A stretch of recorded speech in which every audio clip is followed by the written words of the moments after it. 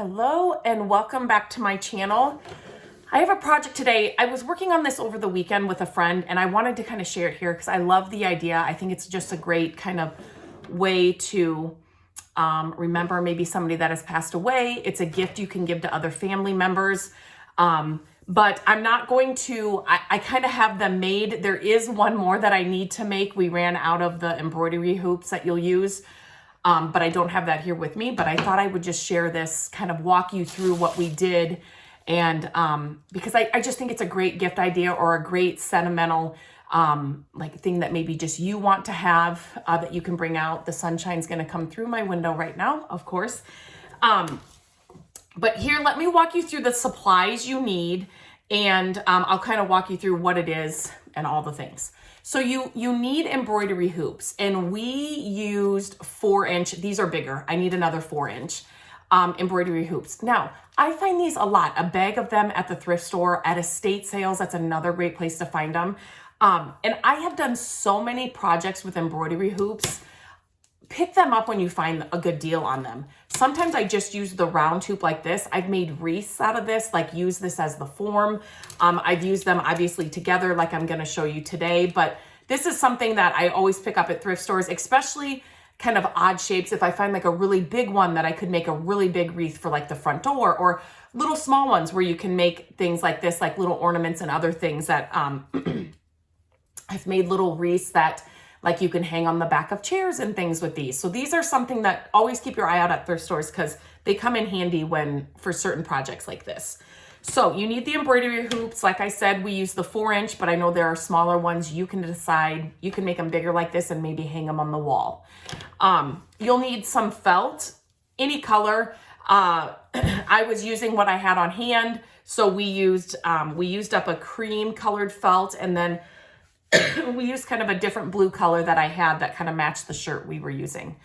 Then you need fabric scissors, a hot glue gun, some ribbon.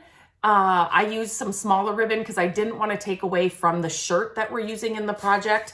And then some embellishments. That's what I'm calling them. And I don't know, that's just the word that's coming out. So for embellishments, I'm talking about, you can use greenery. We used small like pine cones, little leaves. The sun is it has not been out all day.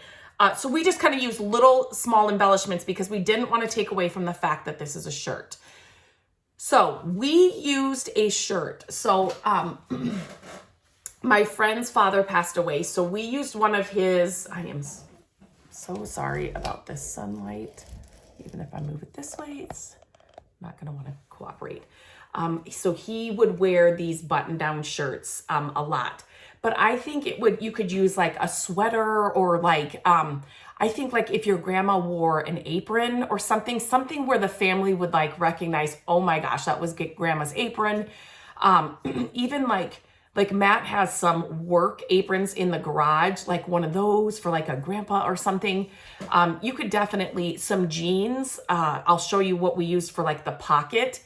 So you could cut out the pocket and then stuff things in the pocket for the holidays, or hang it up all year. Like I said, use a bigger one, and then you can add different things on it throughout the year. So definitely use what goes with the person.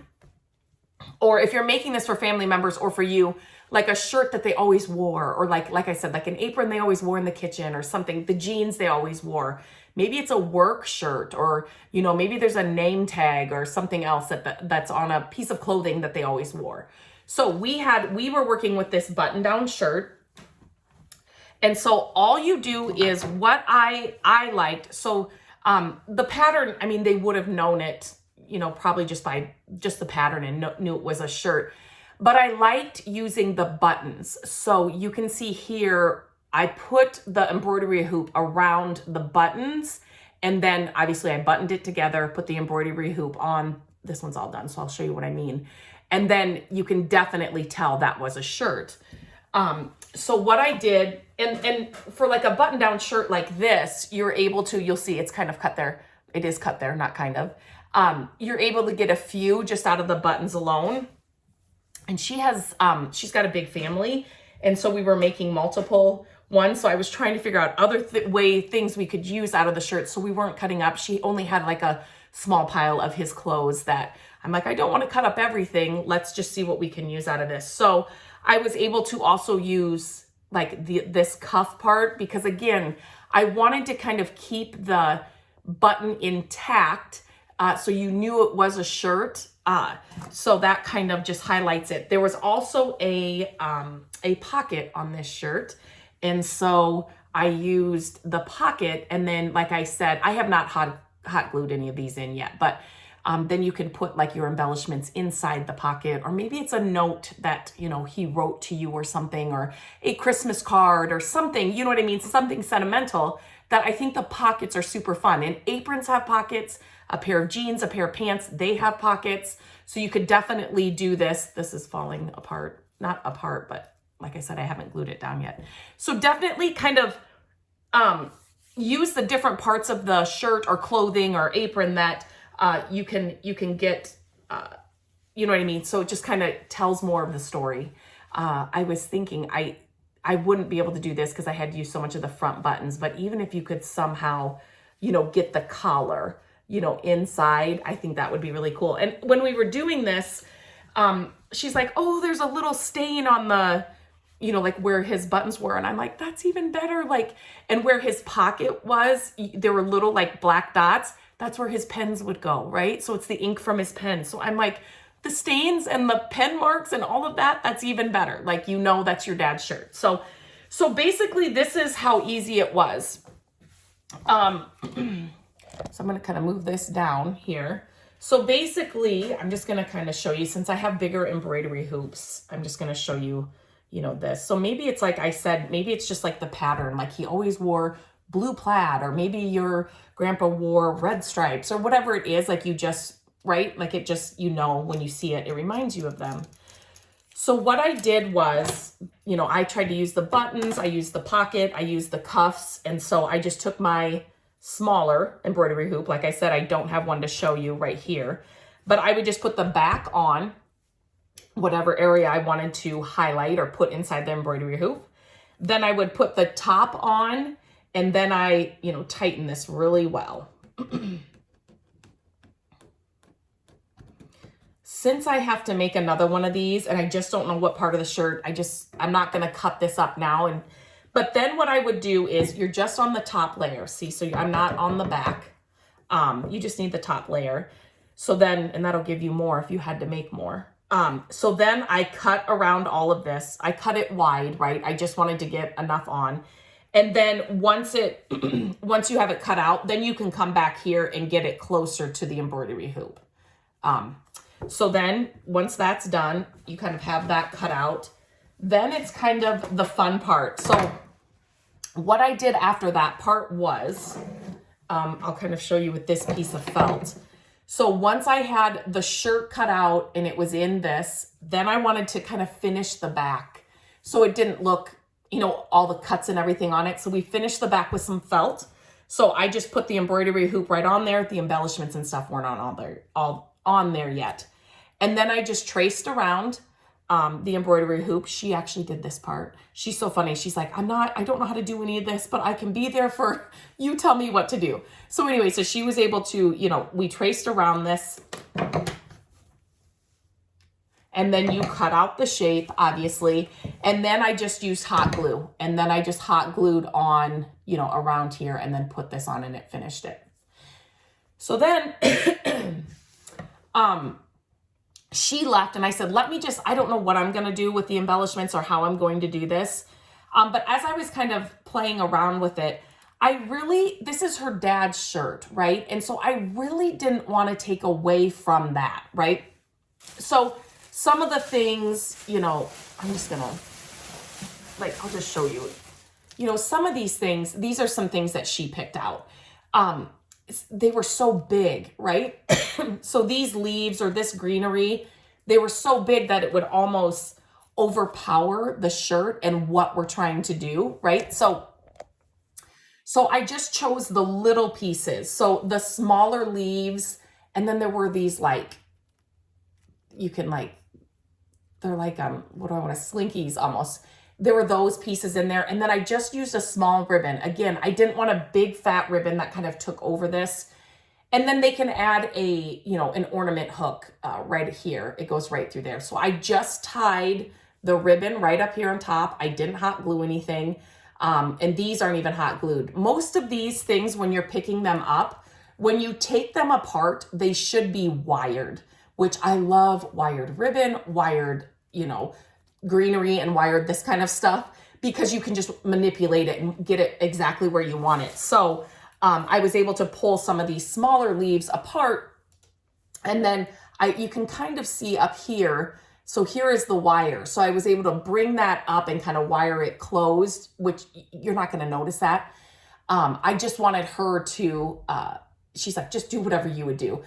Just to, okay, I just didn't want to hot glue it just yet, but definitely you could hot glue. So if you've got items that don't have the wire, just hot glue them on. But I just didn't want to take away from the shirt. So I just tied the little white ribbon, and then, added some embellishments. I love the little pine cones on there, but I ran out of those. So that's why this one, I'd like to put another, like a pine cone on this, but, and then, yeah, so that's it. You can do whatever you like, or maybe it's something they liked, or that would, help, something around the holidays. Did they love, I'm trying to think of something. Maybe your grandma loved holly leaves, or I'm thinking poinsettias, whatever.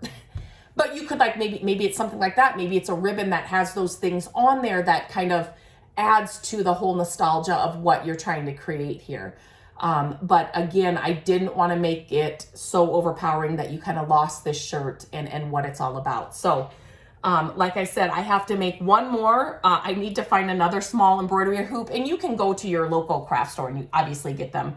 So I need to get one more and then try and find, I think I'm going to do the cuff again for the last one, but such a sweet little project. I think that, again, just kind of, it's something you can bring out every year, or like I said, like these bigger ones, it would be really cool if there was like a pair of jeans they always wore, and you had like a back pocket in here, and then you could change out the greenery, or maybe it's flowers in the summer or spring or whatever throughout the year, and then hang this in your kitchen or somewhere where you like to remember them, and you may see it every day. But such a sweet little project, super simple, minimal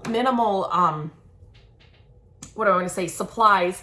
Another thing, if you don't have felt and you don't want to go buy any, you could definitely use more of the shirt or whatever on the back. So you could trace out, the size of the embroidery hoop. If you've got the shirt there, you want to add that to the back too. Another great option. So then you don't have to buy the felt, but use what you have on hand. I was telling her, I said, don't go buy a bunch of stuff, because I have so much, on hand that we could use to put these together. So really minimal. It did not take long at all. Once I kind of figured out how, because she needed so many, we needed to get 7 out of this one shirt, and really kind of trying to highlight the buttons so you knew it was the shirt. So that was the hardest part, just trying to figure out where to put the embroidery hoops and where to cut, so I still had enough to get 7.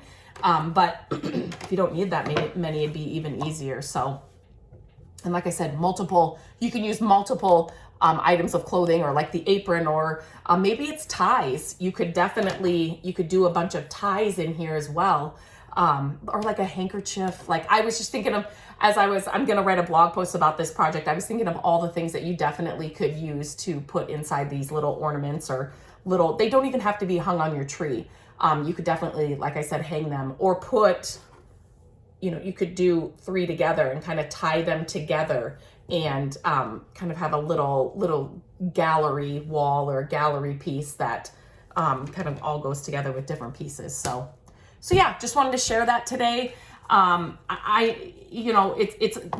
holiday season is always a tough time, especially if you've just lost somebody, but ideas like this kind of just keeps their memory, and it's something unexpected maybe, and just great to do for family and friends around the holidays if you're looking for something easy and yet so sentimental with their clothes, and something that reminds you of them. I just thought it was a really cool idea. So just wanted to share that with you. So until next time, I hope you have a great day, and I will talk to you soon.